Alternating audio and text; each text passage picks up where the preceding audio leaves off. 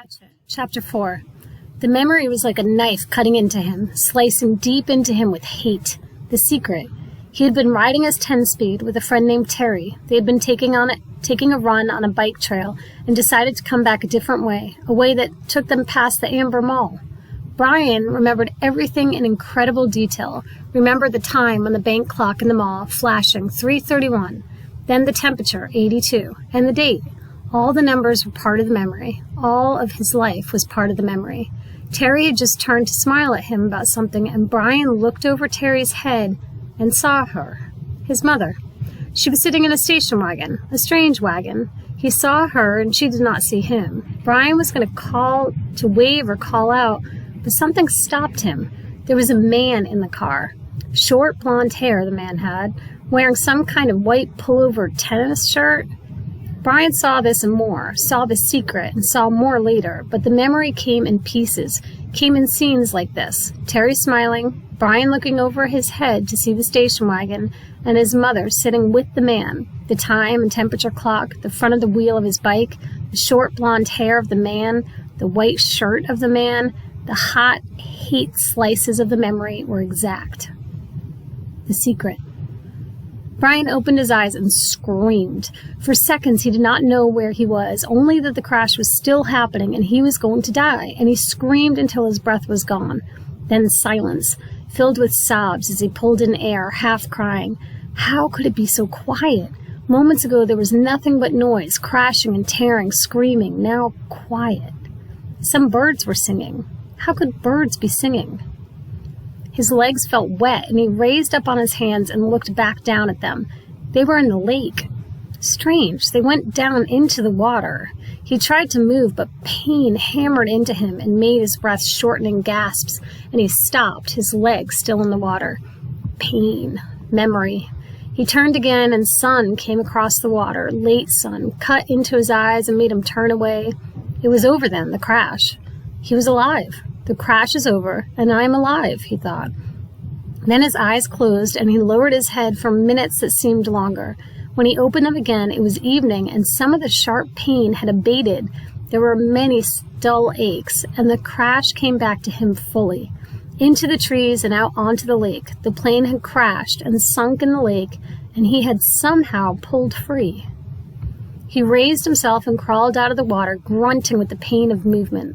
His legs were on fire, and his forehead felt as if somebody had been pounding on it with a hammer. But he could move. He pulled his legs out of the lake and crawled on his hands and knees until he was away from the wet, soft shore and near a small stand of brush of some kind. Then he went down, only this time to rest, to save something of himself. He lay on his side and put his head on his arm and closed his eyes, because that was all he could do now, all he could think of being able to do. He closed his eyes and slept, dreamless, deep and down. There was almost no light when he opened his eyes again. The darkness of night was thick, and for a moment he began to panic again. To see, he thought, to see is everything, and he could not see. But he turned his head without moving his body and saw that across the lake the sky was a light gray, that the sun was starting to come up, and he remembered that it had been evening when he went to sleep. Must be morning now, he mumbled it, almost a hoarse whisper. As the thickness of sleep left him, the world came back. He was still in pain, all over pain. His legs were cramped and drawn up, tight and aching, and his back hurt when he tried to move. Worst was a keening throb in his head that pulsed with every beat of his heart. It seemed that the whole crash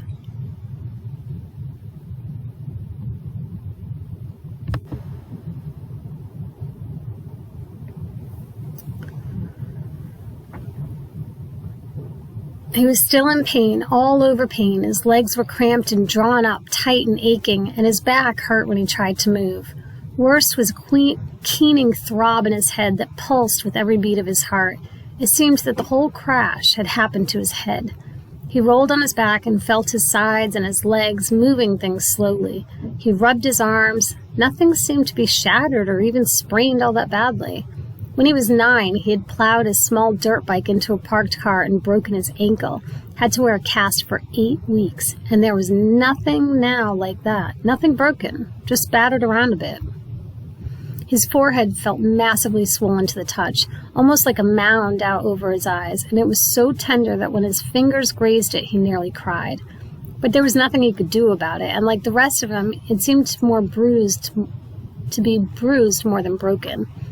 I'm alive, he thought. I'm alive. It could have been different. There could have been death. I could have been done. Like the pilot, he thought suddenly. The pilot in the plane, down into the water, down into the blue water, strapped into the seat. He sat up, or he tried to.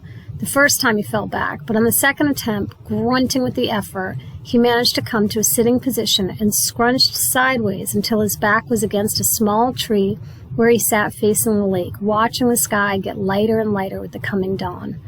His clothes were wet and clammy, and there was a faint chill.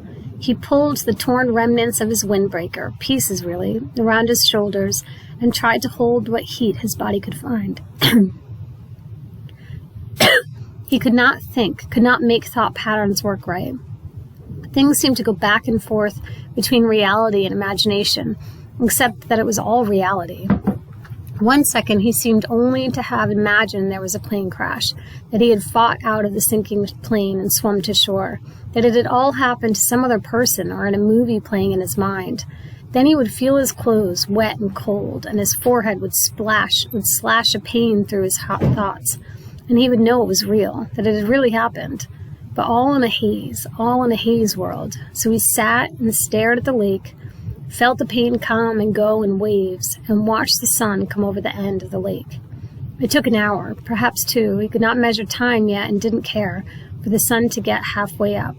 With it came some warmth, small bits of it at first, and with the heat came clouds of insects, thick, swarming hordes of mosquitoes that flocked to his body, made a living coat on his exposed skin, clogged his nostrils when he inhaled, poured into his mouth when he opened it to take a breath. It was not possibly believable, not this. He had come through the crash, but the insects were not possible. He coughed them up, spat them out, squeezed them out, closed his eyes, and kept brushing his face, slapping and crushing them by the dozens, by the hundreds. But as soon as he cleared his place, as soon as he killed them, more came, thick, whining, buzzing masses of them.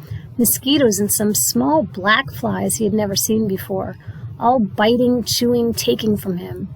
In moments his eyes were swollen shut and his face puffy and round to match his battered forehead. He pulled the torn pieces of his windbreaker over his head and tried to shelter in it, but the jacket was full of rips and it didn't work. In desperation, he pulled his t-shirt up to cover his face, but that exposed the skin of his lower back, and the mosquitoes and flies attacked the new soft flesh of his back so viciously that he pulled the shirt down. In the end, he sat with the windbreaker pulled up, brushed with his hands, and took it, almost crying in frustration and agony. There was nothing left to do, and when the sun was fully up and heating him directly, bringing steam off his wet clothes and bathing him in warmth, the mosquitoes and flies disappeared, almost that suddenly. 1 minute he was sitting in the middle of a swarm, the next they were gone, and the sun was on him. Vampires, he thought. Apparently they didn't like the deep of the night. Perhaps it was too cool, and they couldn't take the direct sunlight. But in that gray time in the morning, when it began to get warm and before the sun was full up and hot, he couldn't believe them. Never in all the reading, in the movies he had watched on television about the outdoors, never once had they ever mentioned the mosquitoes or flies. All they ever showed on the naturalist shows were beautiful scenery or animals jumping around having a good time. Nobody ever mentioned mosquitoes and flies. Ugh. He pulled himself up to stand against the tree and stretched, bringing new aches and pains. His back muscles must have been hurt as well. They almost seemed to tear when he stretched. And while the pain in his forehead seemed to be abating somewhat, just trying to stand made him weak enough to nearly collapse. The backs of his hands were puffy, and his eyes were almost swollen shut from the mosquitoes, and he saw everything through a narrow squint. Not that there was much to see, he thought, scratching the bites. In front of him lay the lake, blue and deep. He had a sudden picture of the lake, sunk in the lake, down and down in the blue, with the pilot's body still strapped in the seat, his hair waving. He shook his head, more pain. That wasn't something to think about. He looked at his surroundings again. The lake stretched out slightly below him. He was at the base of the L, looking up the long part, the short part out to his right. In the morning light and calm, the water was absolutely, perfectly still. He could see the reflections of the trees at the other end of the lake. Upside down in the water, they seemed almost like another forest, an upside-down forest, to match the real one. As he watched, a large bird, he thought it looked like a crow, but it seemed larger, flew from the top, real forest, and the reflection bird matched it, both flying out over the water. Everything was green, so green. It went into him. The forest was largely made up of pines and spruce, with stands of some low brush smeared here and there, and thick grass and some other kind of very small brush all over. He couldn't identify most of it except the evergreens and some leafy trees he thought might be aspen. He'd seen pictures of aspens in the mountains on TV. The country around the lake was moderately hilly, but the hills were small, almost hummocks, and there were very few rocks except to his left. There lay a rocky ridge that stuck out overlooking the lake about 20 feet high. If the plane had come down a little to the left, it would have hit the rocks and never made the lake. He would have been smashed, destroyed. The word came. I would have been destroyed and torn and smashed, driven into the rocks and destroyed. Luck, he thought. I have luck.